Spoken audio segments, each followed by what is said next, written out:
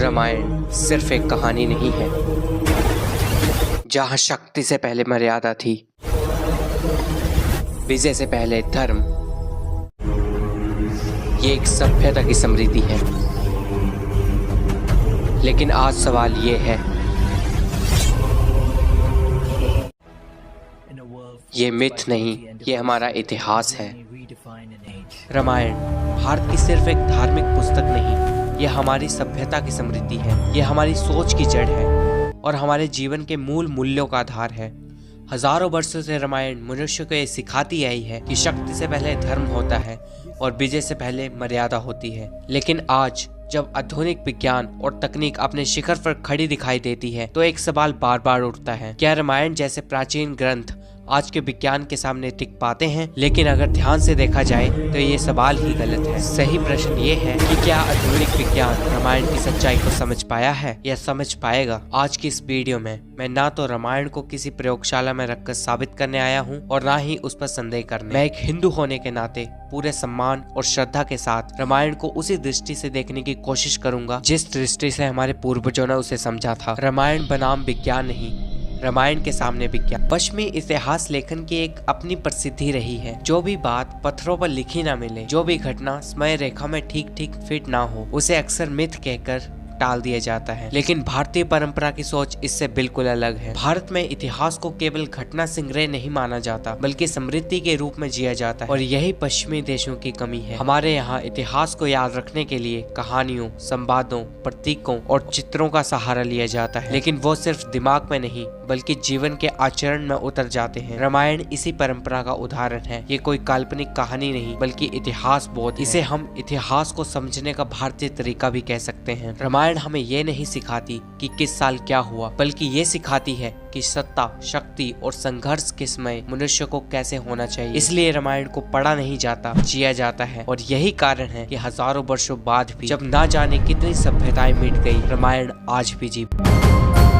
क्या इतिहास हमेशा तिथियों से तय होता है? ये सवाल बहुत जरूरी है, क्योंकि कोई भी घटना जो आज की तारीखों और उपकरणों से मापी ना जा सके, क्या वो अपने आप में झूठी हो जाती है? तो भारत का उत्तर है नहीं। हमारे शास्त्र कहते हैं कि समय केवल रेखा नहीं, एक चक्र है। युग बदलते हैं, सभ्यताएं बदलती हैं, लेकिन सत्य का स्वरूप बना रहता है। रामायण इसी चक्र का एक चरण है। इसलिए इसे मिथ कहना असल में भारतीय दृष्टि को ना समझ पाने का परिणाम है, रामायण की कमजोरी नहीं। रामायण क्यों सिर्फ एक कथा नहीं बन सकती? अगर रामायण केवल एक कल्पना होती, उसमें इतनी सामाजिक, राजनीतिक और मानविक गहराई नहीं होती। श्री राम का वनवास, श्री सीता का त्याग और लक्ष्मण की निष्ठा और हनुमान जी की सेवा भावना, ये सब कुछ कल्पना नहीं हो सकती। ये मानव स्वभाव की गहरी समझ दिखाती है, और ऐसी समझ आमतौर पर एक अनुभव से आती है, ना कि कल्पना से। विज्ञान की पहली सीमा यहीं से शुरू होती है। विज्ञान प्रमाण ढूंढता है जो देखा जा सके, मापा जा सके और दोहराया जा सके। लेकिन रामायण इतनी सटीक है कि उसे दोहराया नहीं जा सकता। लेकिन मानव चेतना, मूल्य, धर्म और कर्तव्य, इन सबको विज्ञान पूरी तरह से नहीं माप सकता। और रामायण यही खड़ी होती है। ये भौतिक नहीं, मानवीय सत्य की बात करती है। इसलिए अगर विज्ञान कहता है कि हम इसे पूरी तरह से साबित नहीं कर सकते, तो इसका अर्थ ये नहीं कि रामायण गलत है। इसका अर्थ बस इतना है कि विज्ञान की अपनी सीमाएं हैं। रामायण के संकेत। अब आते हैं उस प्रश्न पर जो सबसे ज्यादा पूछा जाता है कि रामायण के स्थान वास्तविक थे? अयोध्या, चित्रकूट, पंचवटी और लंका,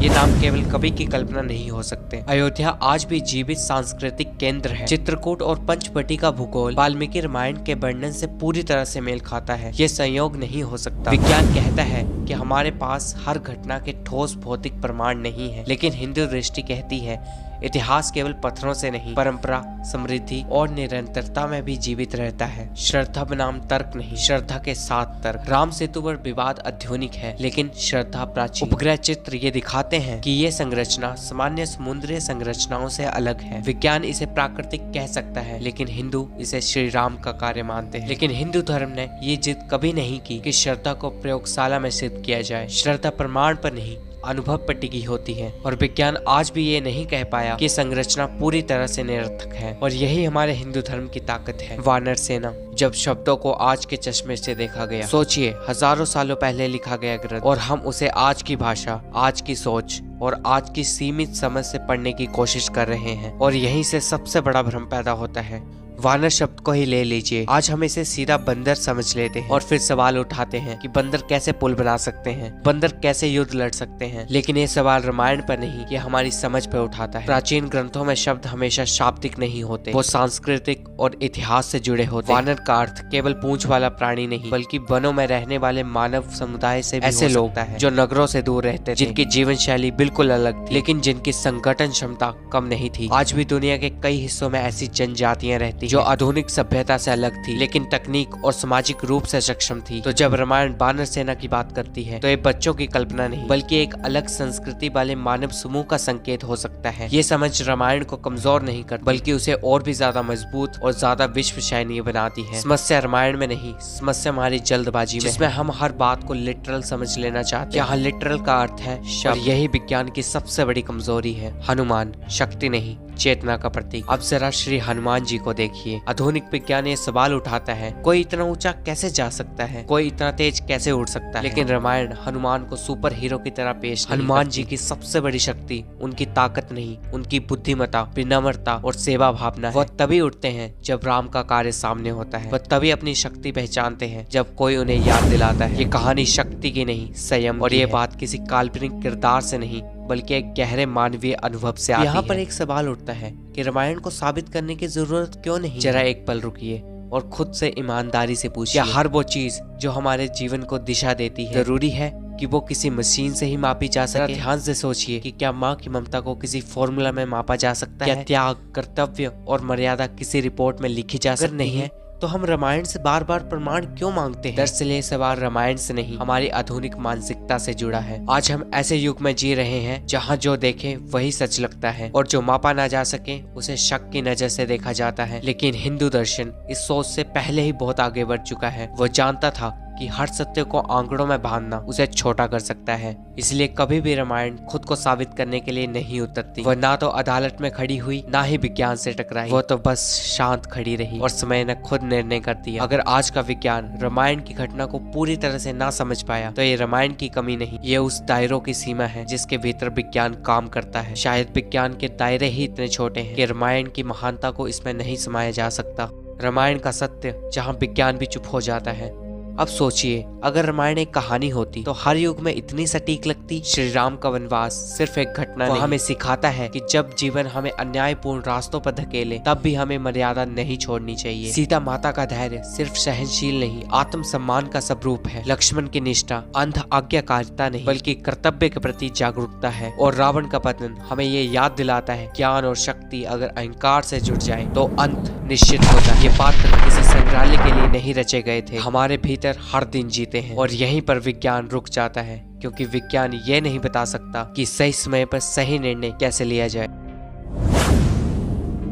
रामायण विज्ञान के विरुद्ध नहीं, लेकिन वह विज्ञान से भी आगे। विज्ञान हमें सिखाता है कि ये संसार कैसे काम करता है, नियम, कारण और परिणाम के साथ। लेकिन हमें रामायण ये सिखाती है कि जब नियम टूट जाए, जब परिस्थितियां अन्यायपूर्ण हो, तब मनुष्य को कैसे खड़ा रहना चाहिए। विज्ञान हमें सुविधा देता है और रामायण हमें संयम देती है। विज्ञान गति देता है, रामायण दिशा देती है। इसलिए दोनों का संघर्ष नहीं, दोनों का अपना अपना स्थान है। तकनीकें बदलती हैं, हथियार बदलते हैं, सोचने के तरीके बदलते हैं, राज्य बनते हैं, साम्राज्य खड़े होते हैं और समय के साथ मिट्टी में मिल जाते हैं। लेकिन रामायण हर परिवर्तन के बाद शांत और स्थिर बनी रही। मनुष्य आज भी उसी दुविधा में पड़ता है, उसी तरह मोह में उलझता है, उसी तरह शक्ति और अहंकार के बीच गलत निर्णय ले बैठता है। और जब वो टूटता है तो उसे आज भी राम की मर्यादा याद आती है, सीता का धैर्य याद आता है और लक्ष्मण की निष्ठा याद आती है। और यही कारण है कि रामायण को अपडेट करने की जरूरत ही नहीं पड़ी, क्योंकि मनुष्य अंदर से आज भी वही है। रामायण किसी मशीन के लिए नहीं लिखी गई थी, वो किसी प्रयोग के लिए नहीं रची गई, ये उस मनुष्य के लिए लिखी गई थी जो हर युग में अपने भीतर युद्ध लड़ता है, कर्तव्य और इच्छा के बिना, धर्म और सुविधा के बिना, सत्य और लाभ के बिना। और जब तक ये संघर्ष जीवित रहेगा,